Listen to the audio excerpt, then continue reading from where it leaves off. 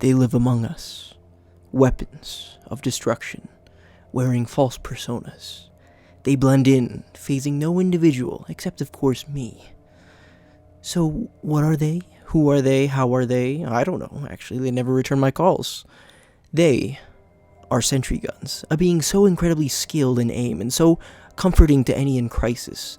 They defend the weak, cower the strong, and tickle the booty cheeks of the unaware. Sentry guns are the future of humanity. Okay, for real, sentry guns, they've always piqued my interest, just ever since I was younger. And ever since they've had this special place in my heart. Just this idea of this auto turret that can kill enemies on its own for you it was such a cool concept to me. They range from this easy to use score streak in Call of Duty to a machine used by engineers either in Team Fortress 2 and Bloons Tower Defense, or to just an assisting Shooty boy to cover your back in risk of rain. In every medium with guns, there's likely been some sort of sentry weapon to back it up, and today, that's exactly what I wanted to talk about.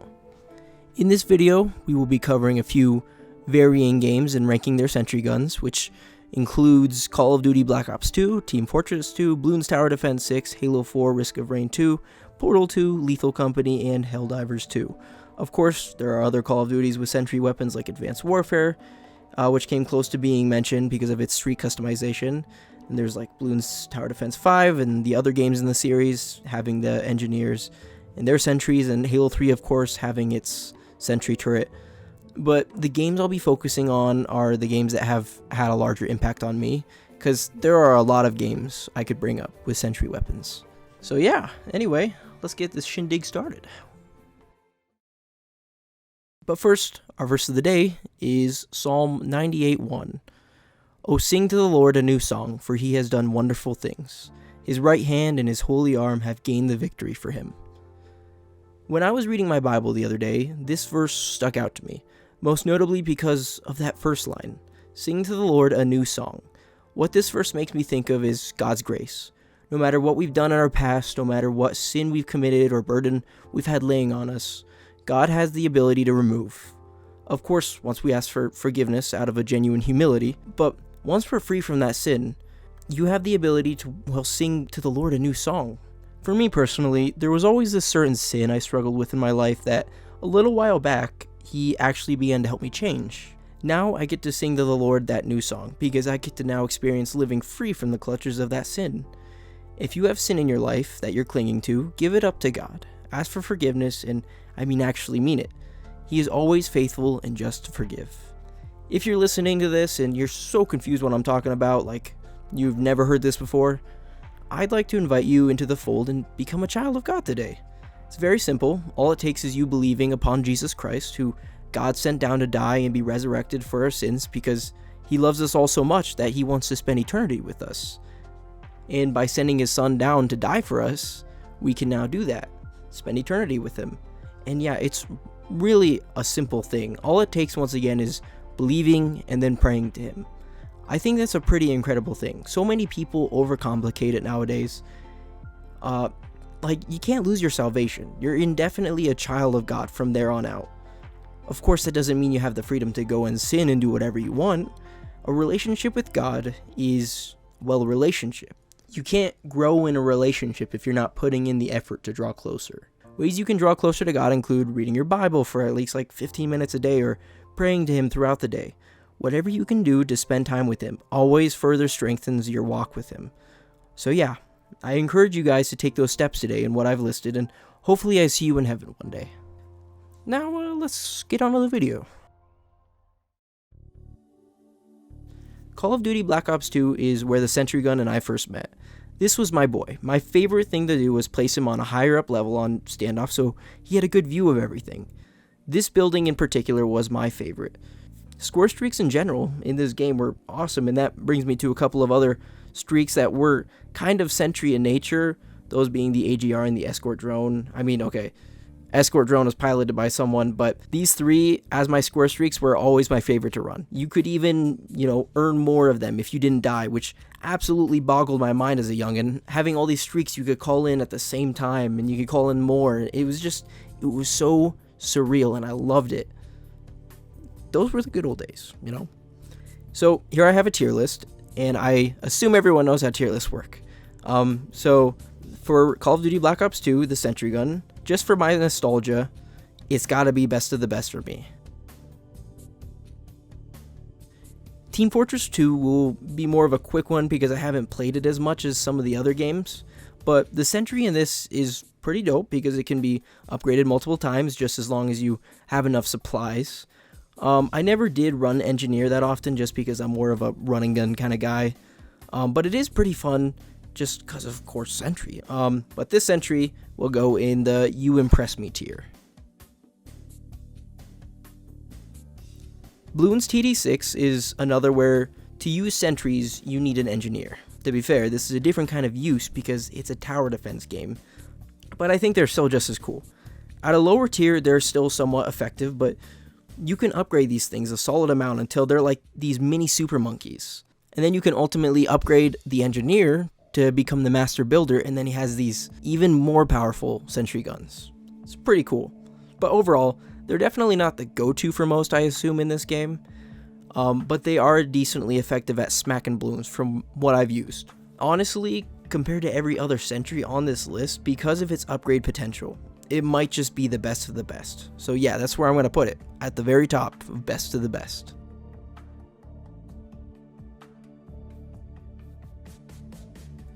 Halo 4 might catch some off guard, but this game does in fact have an auto sentry with a pretty cool whip out animation.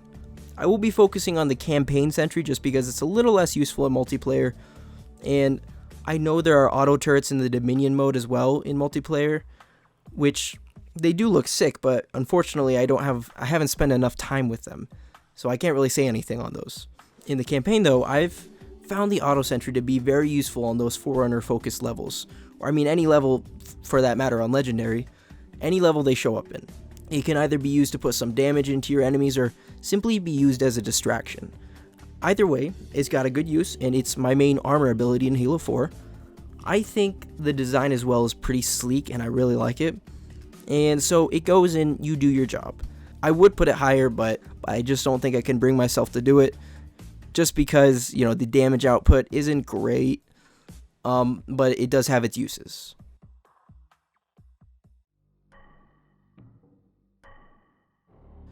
Risk of Rain 2's sentry turrets are usually scattered around each level, at least in some capacity, and when you find them, you have the ability to buy them, or you can just, ignore them. However, they are really only good if you have them in an area where you're fighting enemies, or just in an area where you need to be. I do like to have a good surplus of the boyos, but I can't deny that the flying and healing drones are a lot better. I love them though, no disrespect. They're my boys, as all these sentries on this list, most of these sentries on this list. They're just gonna go in, the You Do Your Job tier.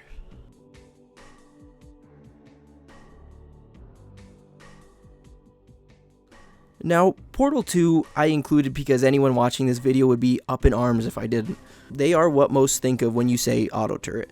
They have a very unique design, which it's iconic, The only difference is that while every other sentry on this list they're like your little buddies. These guys are your little nightmares. They see you, they shoot you. So that's where my hesitation came with putting them on this list, but also I'd kick myself if I didn't. They do also have some fun voices, so I can't really be mad at them, can I? They will, however, go in... I have to put them at the bottom because they're enemies. They're going in the I hate you tier, just because they are enemies. But I don't actually hate them. Maybe a different name would have worked better, but it's fine. I'm just going to leave it as is.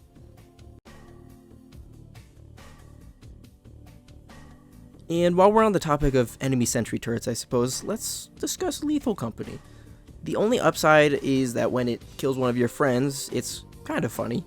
But other than that, they're fairly annoying, but I do enjoy their presence in the game.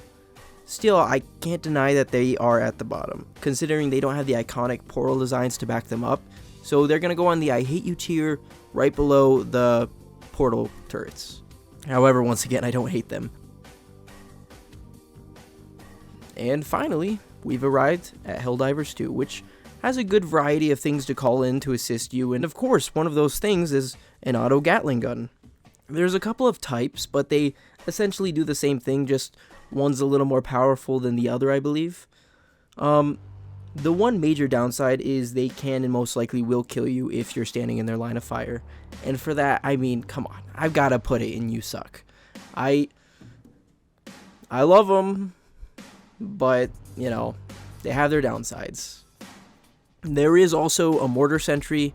I haven't used it, though, once again, so I can't make any comment on it. But it looks really fun to use. Alright, but that's the tier list, and, heck, those are the main sentry guns I could think of. Once again, sentry guns are awesome and my go-to streak or ability in any game. I love them so much. And I mean, what about you? Do you like sentry guns, or are you a loser? Let me know in the comments so I can either praise or make fun of you. And I'm just kidding. I'm not gonna do that. I would never do that unless you're Noah and Kobe. But anyway, I love you guys. I'll see you in the next one, and peace out.